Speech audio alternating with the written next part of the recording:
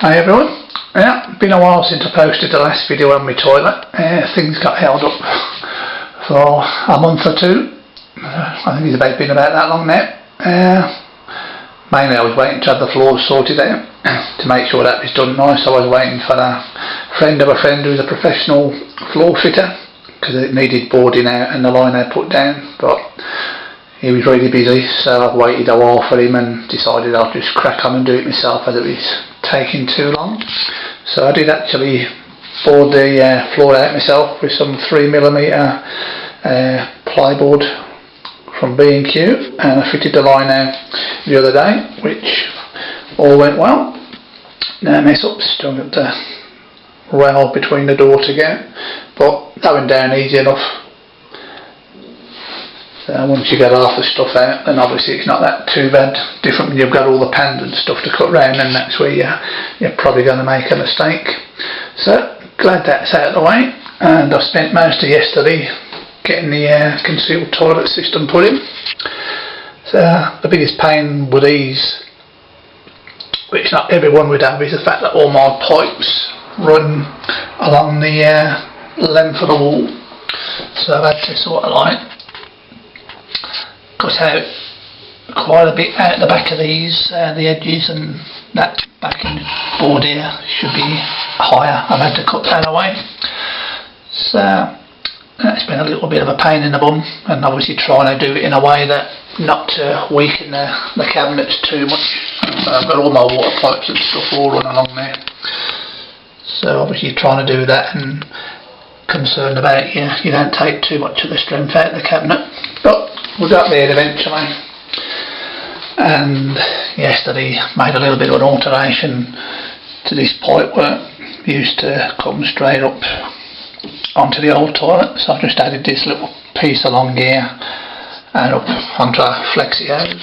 Those flexi hoses certainly make life a bit easier, and I've had to use a flexi waste pipe down here because it's slightly offset to, it's not completely in line with the toilet. So it's a good job someone come up with that invention, or that would have made fitting this cabinet pretty well impossible, because that is right up to the wall, so I couldn't have gone any further along to kind of get that in line.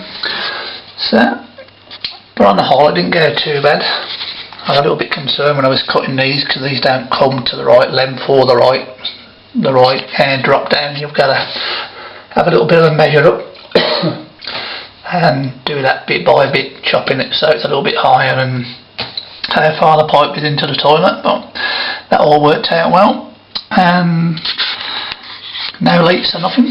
So all I've got left to do today, this board here, is what will fill in the gap across there, and I've then got the switch to do. So I've got to drill a hole in that board to push the switch in, put the top back on, and that's the toilet finished. So then the job for today is going to be the vanity unit. So I'm going to have to alter these tap pipes. I've got some new waste pipe coming along the bottom. I've got some white ones, plus that little 45 degree corner one there, that's been leaking, probably because I've been messing about with it all. So I've got some new fittings to do. So it's a bit tight down the back there where the waste pipe's going to come up. So again, this cabinet is only just kind of fitting. It's a little bit tight, mainly because of all them pipes down there, but I'm sure we shall get there in the end. So I'll leave you for now. I shall show you the end product, hoping to have it all done today. Fingers crossed. Bye for now. So yeah, me again. Well, on the home straight. Toilet's all sorted now. Just got to pop the front panel on there. I've just had that off while I've been putting some screws in the side. I've screwed this vanity unit to the wall obviously, but I've also put 3 or 4 screws here, just short enough to not quite come through the other side. just for a little bit of extra support. Had to make some alterations to the pipe work down here. Main problem was this waste pipe here, where it pushes in at the bottom. That was slightly kind of leaning over towards the front, which was just stopping the cabinet going all the way back. But because the pipe work down there actually run along the back of it, so that's why it wasn't pushed up against the wall as it is now. So I had to alter the pipe and kind of brought it up and across and back down again so I could straighten that pipe up, and got the pipes extended up ready for the tap. So I did have the solid brass connections to go on the tap, but just to make life a bit easier I went and bought the flexi connections.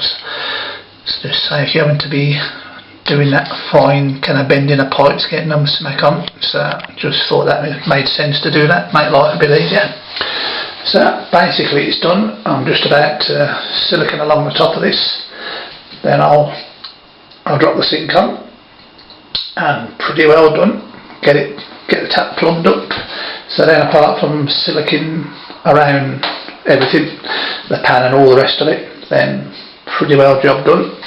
Just got to get a new bath panel, but other than that we shall be done. So I'll show you when the sink's all installed and ready to go. Catch you later. Hi everyone, well, we're finally finished. Took me a bit longer than intended, but got there in the end, and it's looking very nice. So just tested it all, no water leaks or nothing. So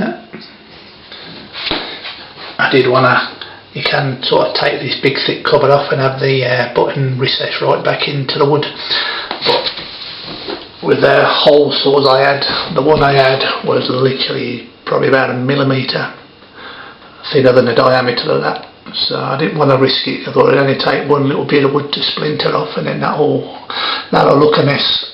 So I thought I'd play safe and just put the thicker attachment on there, just so I could do a much smaller hole in there then. Just finished plumbing this up, so all working well, not springing any leaks anywhere.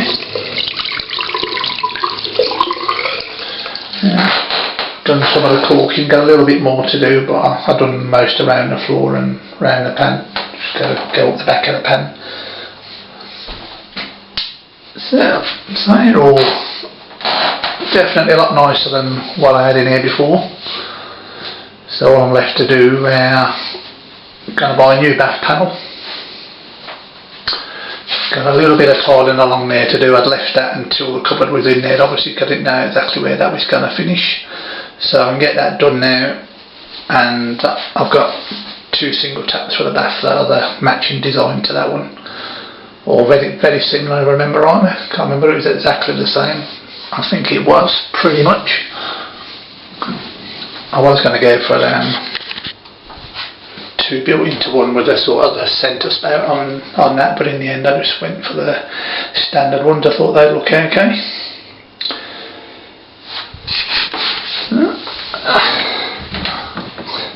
A little bit of extra storage, that never goes amiss.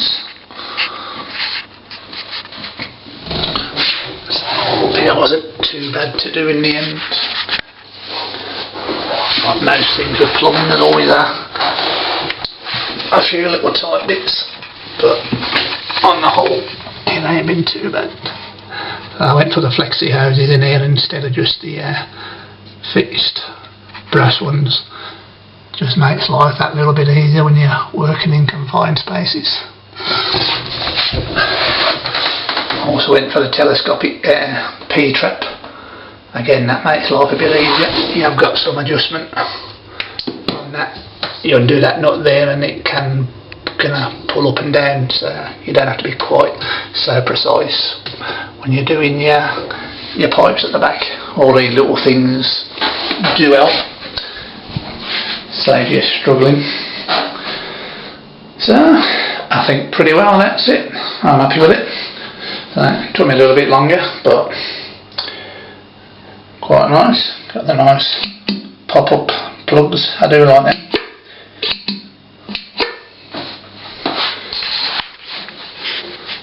So that's one of them jobs. If you just got a small amount of know-how for plumbing, then you can do it. I mean, I've done loads of stuff just looking on YouTube at plumbing stuff to get me an idea, and then I did go and do a 2-day course that the school I work for sent me on, which was also nice to get a little bit of hands-on, give them some practicing at soldering. That's not too bad once you've done it a few times. You're always a little bit worried that the solder hasn't gone all the way into it, and you're probably a little bit overcompensate and put a bit more on than you need to, like. But so I've done a bit of pipe work here, and I've also done some at my mates, and I haven't had any leaks yet. So I think it's one of them things you can get the hang of, a little bit of practice. So I think majority of people, if you're someone you are quite kind of hands-on and you do a bit of your own car mechanics and all that sort of stuff, if you're that sort of person, then I think you probably could do this yourself. Save you quite a bit of money not paying a plumber.